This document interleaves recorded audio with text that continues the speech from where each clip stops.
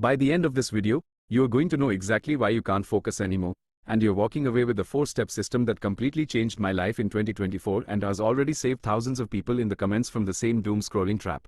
I'm not here to give you the same tired, try Pomodoro, or just delete TikTok advice that already failed you 100 times.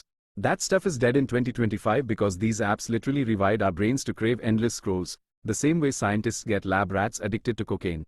I'm breaking down the real science in plain English, no PhD needed, then handing you the exact cognitive shifts, daily habits, and the one identity change that finally broke me out of the cycle for good. Most people relapse by day 10. I stopped relapsing the moment I added step 4, the piece literally nobody else is talking about. Stay until the end. Your focus is about to come back online. Alright, let's talk about what actually happened to your brain.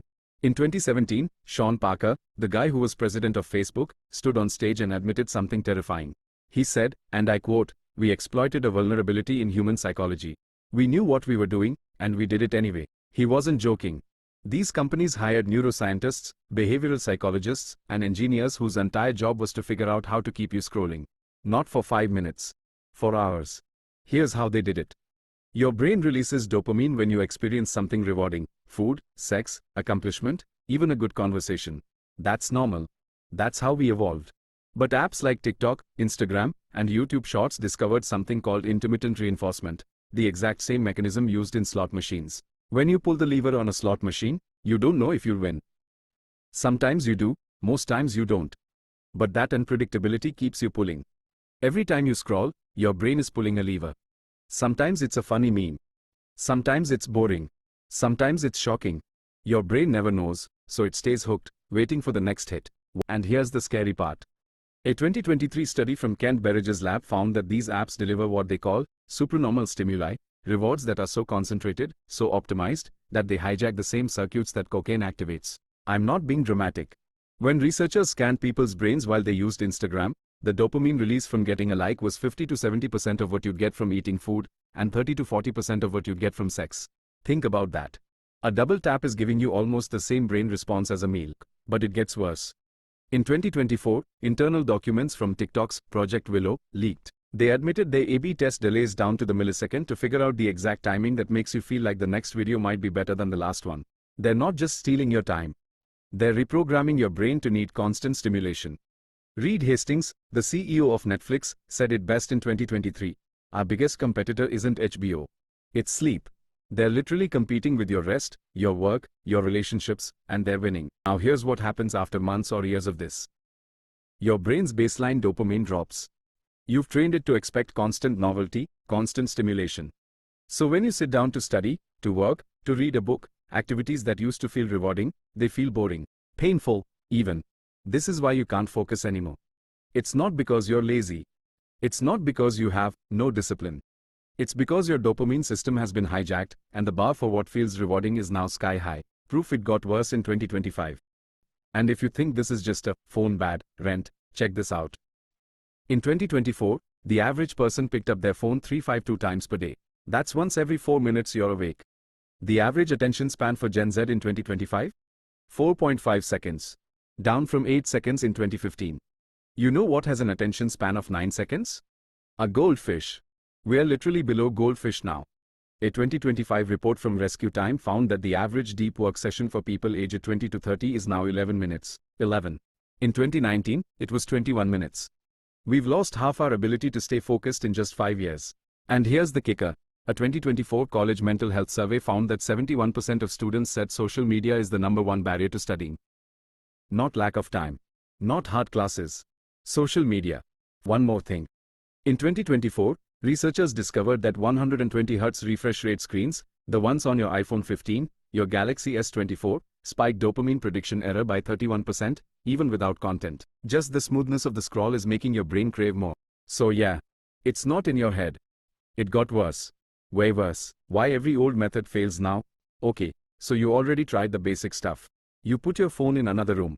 You tried the Pomodoro technique. You deleted TikTok for the 3rd time.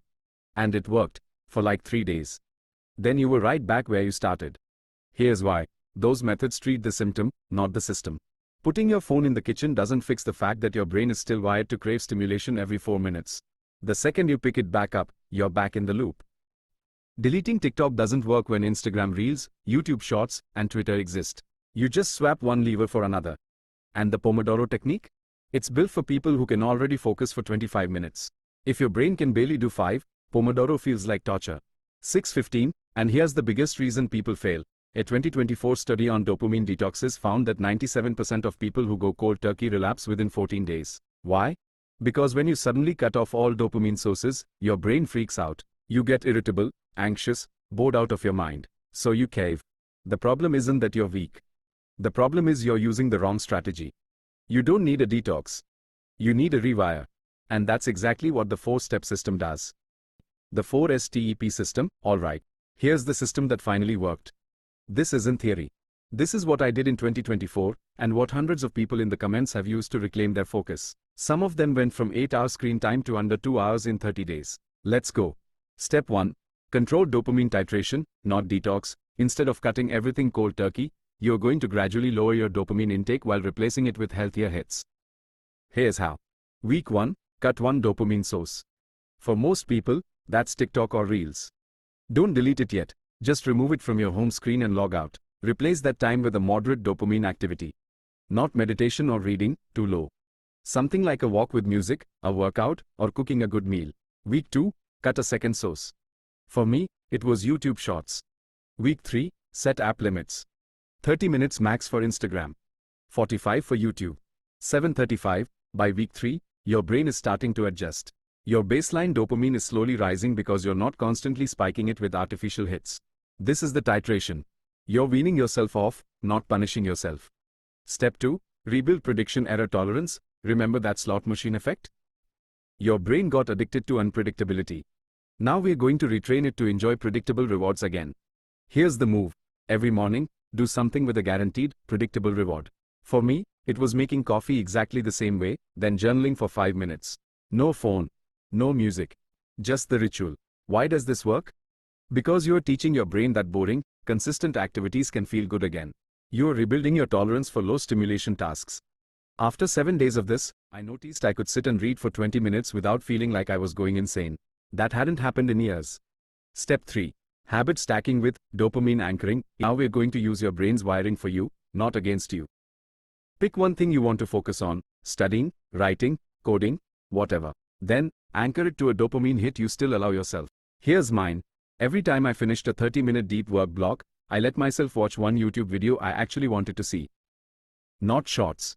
A real video. Why this works? Your brain starts associating deep work with the reward that comes after. Over time, the deep work itself starts feeling rewarding because your brain knows what's coming. This is called dopamine anchoring, and it's how you turn focus into a habit instead of a battle. Step 4. The identity rewrite plus future self-scripting. Okay, this is the step that changes everything. Most people fail because they still see themselves as someone who can't focus, or someone who's addicted to their phone. As long as that's your identity, you'll keep acting like that person. Here's what I did. Every night before bed, I wrote 3 sentences about my future self, the version of me 6 months from now who has his focus back. Not, I want to focus better. But, I'm someone who works in deep 90-minute blocks and feels energized after. I'm someone who barely thinks about checking my phone. I'm someone who finishes what I start. I wrote it in present tense, like it was already true. And here's the crazy part. After 10 days, I started noticing myself naturally acting like that person. I'd sit down to work and think, this is what I do now. Your brain doesn't know the difference between imagination and reality when you're consistent.